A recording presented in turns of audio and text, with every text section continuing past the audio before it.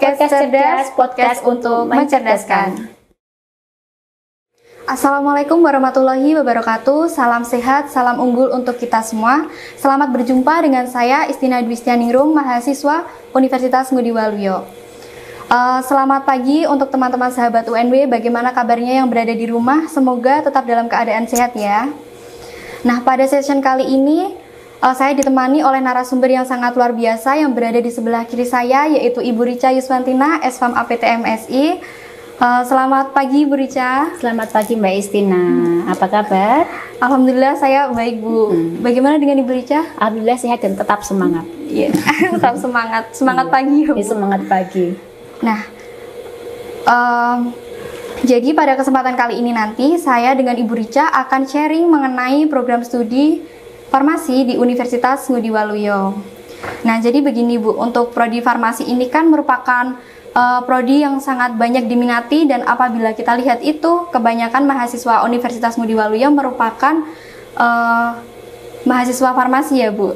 Nah, kalau boleh tahu prodi farmasi ini sudah berdiri sejak kapan ya Bu di UNW ini? Ya Mbak Istina, perkenalkan dulu ya, saya mewakili dari program studi farmasi, ingin memperkenalkan program studi farmasi di Universitas Ngudi Waluyo. Program studi farmasi Universitas Ngudi Waluyo sendiri itu berdiri dari tahun 2005, kemudian sampai saat ini sudah terakreditasi B selama 2 kali berturut-turut, dari tahun 2016 kemudian tahun 2021, seperti itu. Tentunya karena mahasiswa program studi farmasi itu adalah mahasiswa yang terbesar ya, maksudnya di Universitas Ngudi Waluyo, alumni kami sudah tersebar banyak di seluruh Indonesia, seperti itu. Sehingga kontribusi dari program studi farmasi pada Universitas Ngudi Waluyo dapat dilihat dari peran alumni yang sudah bekerja sesuai dengan bidang kerjanya di Indonesia. Nah, karena prodi farmasi ini sudah terakreditasi B ya Bu, itu langkah-langkah atau strategi apa yang dilakukan oleh Ibu Rica untuk mencapai akreditasi tersebut, dan juga bagaimana sih Bu supaya prodi farmasi ini menjadi program studi unggulan di UNW gitu? Ya, terima kasih Mbak Istina. Ya, jadi memang ada beberapa strategi atau beberapa usaha yang kami lakukan. Awalnya dulu di program studi farmasi Universitas Ngudi Waluyo tahun 2005, salah satunya adalah di bidang sarana prasarana.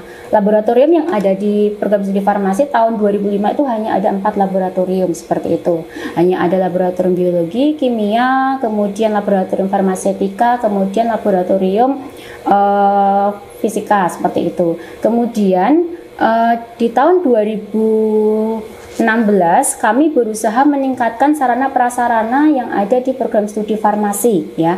Sampai tahun 2021 sekarang sudah ada 9 laboratorium yang ada di program studi farmasi Mbak Istina.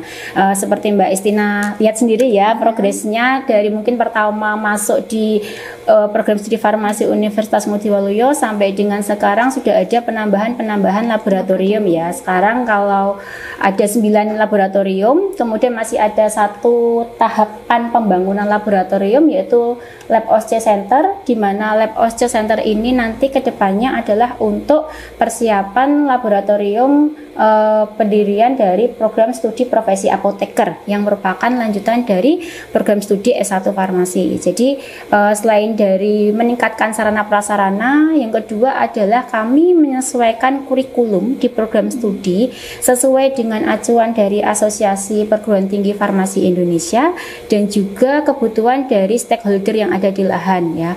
Karena tadi alumni kami sudah tersebar di seluruh Indonesia dan di berbagai lahan ya. Ada yang di rumah sakit, ada yang di apotek, kemudian ada yang di industri, ada yang di puskesmas, ada yang dinas kesehatan. Tentunya kami merancang kurikulum yang sesuai dengan kebutuhan dari pengguna lahan seperti itu. Sehingga harapannya nanti lulusan kami ketika sudah selesai menempuh pendidikan di program studi farmasi Universitas Ngudi Waluyo sudah siap untuk terjun bekerja di lapangan seperti itu Mbak Istina. Nah, begitu sahabat UNW. Jadi untuk fasilitas di prodi farmasi ini sudah hampir terpenuhi ya Bu. Dan akreditasi juga B. Jadi kalian nggak perlu ragu untuk ke prodi farmasi. Nah, kemudian ini kan di era pandemi ya Bu. Untuk sistem pembelajarannya itu bagaimana Bu di prodi farmasi? Iya. Di era pandemi ya, pandemi yang pertama seperti kita ketahui bersama ya 2 tahun yang lalu ya, tahun 2020 ketika semuanya sudah berada pada tahapan harus mau tidak mau belajar untuk media online seperti itu ya. Kalau dulu kita semuanya masih dalam sistem daring ya, tapi untuk sudah 2 semester seperti yang Mbak Istina tempuh ya, kita sudah menggunakan sistem hybrid, yaitu antara sistem luring dan juga sistem daring, di mana untuk yang 1 semester sekarang ini karena kita merasa keterampilan atau skill di laboratorium itu memang harus diasah, maka untuk yang praktikum di laboratorium itu kita sifatnya adalah luring, jadi 100% sudah luring berada di laboratorium seperti itu. Kemudian untuk perkuliahan teori seperti itu bisa hybrid ya, bisa diluringkan, bisa didaringkan seperti itu. Tentunya ada pun 2 sistem pembelajaran luring ataupun daring tidak mengurangi dari capaian kompetensi yang diharapkan dari masing-masing dosen pengampu seperti itu. Nah, begini Bu Rica, karena sistem pembelajarannya kan ada yang luring, ada yang daring ya Bu. Itu apakah sampai saat ini itu mahasiswa ada yang bisa mendapatkan prestasi apa gitu Bu? Oh iya, seperti tadi ya Mbak Istina ya sudah saya sampaikan ya, dengan adanya kombinasi 2 sistem tersebut tidak mengurangi capaian kompetensi ya yang dihasilkan oleh mahasiswa. Terbukti dengan pada tahun 2021 mahasiswa kami yang dalam hal ini diwakili oleh Himafarsi, Himpunan Mahasiswa Farmasi, dapat memenangkan hibah yaitu PHP 2D. Kemudian tahun 2022 baru saja pengumumannya 1 minggu yang lalu kurang lebih, mahasiswa kami mendapatkan hibah lanjutan PPK Ormawa 2 yang juga dalam hal ini diwakili oleh tim Himafarsi dan salah satu dosen pembimbing kami dari program studi yaitu Ibu Anastasia seperti itu. Tentunya ini merupakan dukungan, tidak lepas dari dukungan dari program studi, kemudian fakultas dan juga universitas sehingga mahasiswa kami bisa mencapai raihan prestasi tersebut. Kalau ini kan prestasi mahasiswanya ya Bu, kalau dosennya gimana Bu? Apakah juga mempunyai prestasi yang luar biasa juga? Iya, kalau dosennya kami untuk mendukung dari kompetensi ya, ada beberapa dosen yang sedang studi lanjut seperti itu. Kemudian juga ada beberapa dosen juga yang memenangkan hibah penelitian dan juga pengabdian seperti itu. Baik itu dari internal Ngudi Waluyo maupun dari eksternal Ngudi Waluyo seperti itu Mbak. Luar biasa sekali ya Bu, tenaga kerjanya di Prodi Farmasi. Kalau dosennya aja berprestasi, pasti mahasiswanya juga ikut berprestasi ya Bu. Harapannya seperti itu ya Mbak, mahasiswanya lebih baik daripada dosennya.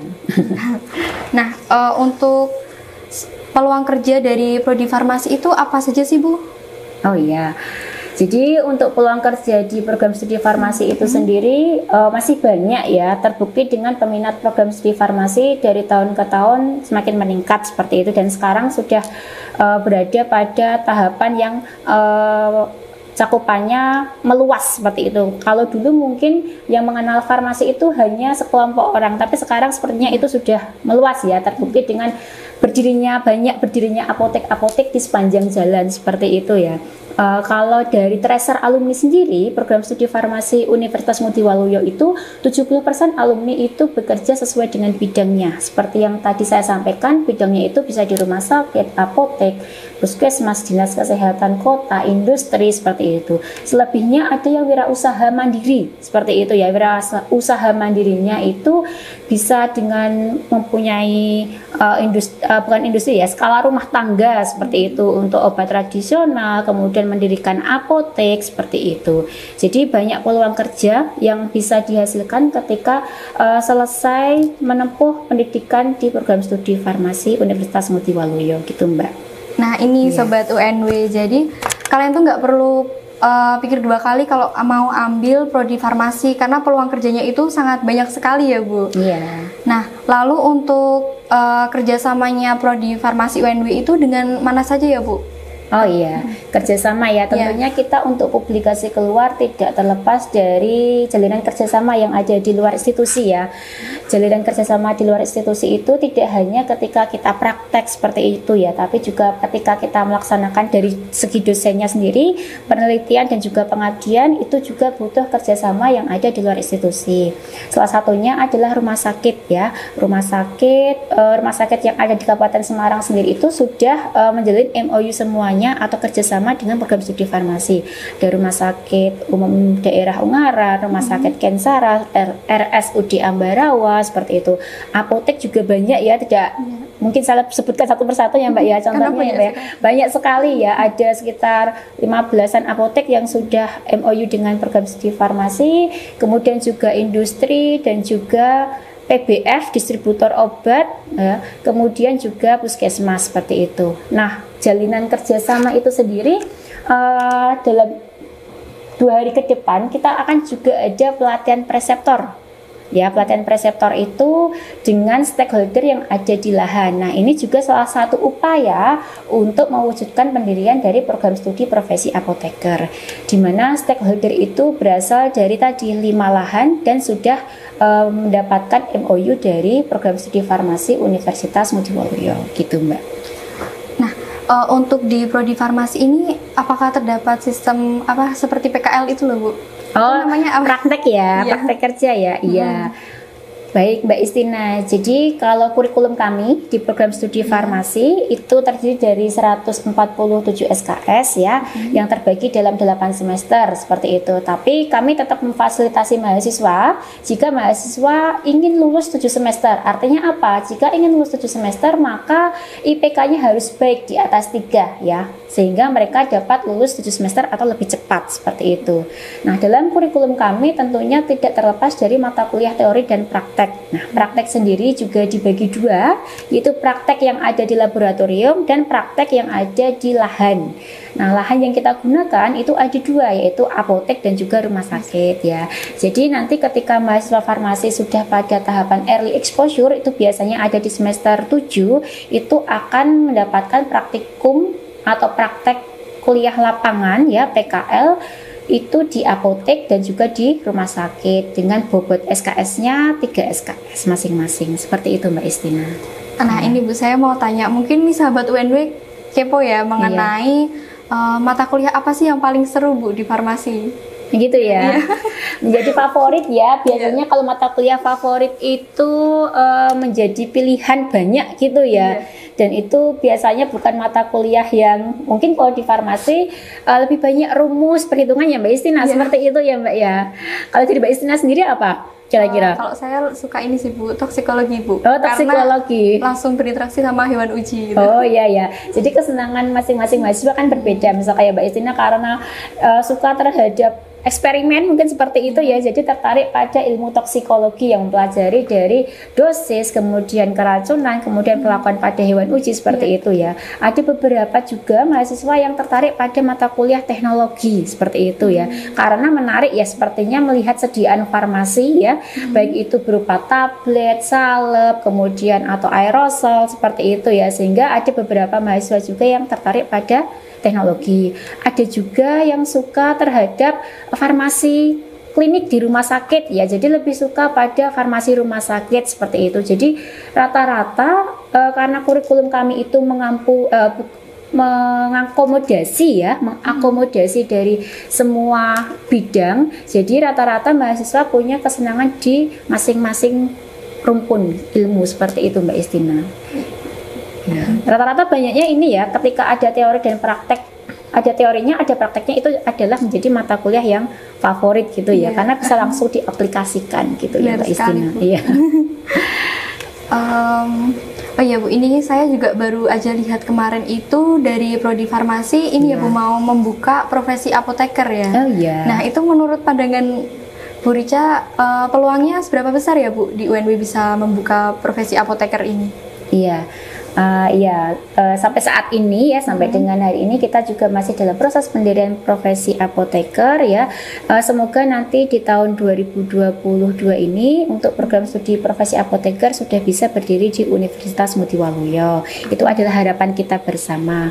Tentunya langkah-langkah yang sudah kita ambil tadi seperti yang saya sampaikan dari awal, sarana prasarana, kemudian kebutuhan SDM, kemudian juga MOU, kemudian juga mitra, itu sudah kita sudah kita tempuh dari awal ya, sehingga kita masih menentukan program-program lanjutannya sesuai dengan arahan dari asosiasi seperti itu. Jelas sekali ya yang dipaparkan oleh Bu Rica ini.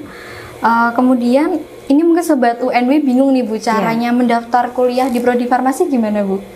Cara mendaftar kuliah di program studi farmasi secara online atau secara offline sudah terfasilitasi semua di program studi farmasi, tentunya di PBPMB ya. Untuk alamat offline-nya berada di Jalan Diponegoro nomor 186 Gedang Anak. Kemudian secara online-nya bisa mendaftar di pmb.unw.ac.id. Seperti itu Mbak Istina. Kalau misalnya nanti ada segala sesuatu yang mau ditanyakan mengenai program studi farmasi, nanti dapat menghubungi saya di nomor HP berikut. Ya, nanti nomor HP-nya ada di sini ya, bisa menghubungi saya ya. Mungkin mau tanya-tanya tentang bagaimana biayanya Ibu, kemudian bagaimana mata kuliahnya, praktikumnya apa saja, seperti itu bisa menghubungi nomor HP saya. Seperti itu Mbak Istina. Iya. Mungkin nanti linknya juga ada di bawah ya Bu. Iya, linknya ada di bawah ya. Nanti ada di bawah. Nanti bisa klik website dari PMB kami secara online, dan juga kalau butuh informasi bisa langsung menghubungi nomor HP saya. Gitu. Iya Mbak Istina. Baik, mungkin sekian sesi sharing diskusi kami. Terima kasih Ibu Rica Yuswantina Eswam APTMSI atas kesempatan pada hari ini. Semoga bermanfaat dan dapat memberikan potensi untuk kemajuan prodi farmasi di Universitas Ngudi Waluyo. Nah, jadi begini Sobat UNW, seperti yang dikatakan oleh Ibu Rica ya, UNW itu sudah terakreditasi B dan juga memiliki fasilitas yang kami rasa itu sudah sangat memenuhi ya Bu. Jadi kalian jangan bingung untuk atau masih ragu lagi untuk daftar ke prodi farmasi, karena kami siap untuk menerima begitu. Demikian podcast hari ini. Saya Istina Dwistianingrum, mahasiswi UNW, pamit undur diri. Terima kasih. Jangan lupa untuk like, subscribe, dan juga komen UNW TV. Terima kasih. Wassalamualaikum warahmatullahi wabarakatuh. Podcast cerdas, podcast untuk mencerdaskan. Sarang hiu. Sarang hiu.